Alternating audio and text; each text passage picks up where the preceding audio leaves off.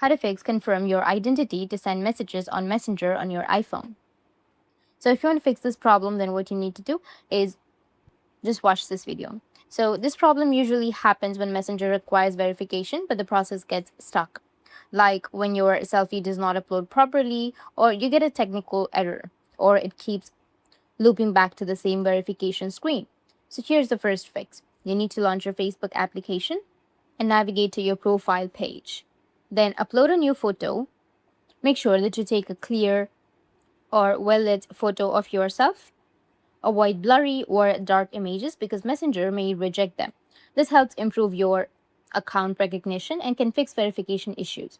Once you have updated your profile picture, you can just simply go back to your Messenger and try the verification process again.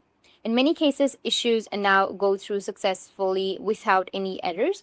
If the issues still persist, then completely delete the Messenger application from your device and reinstall it.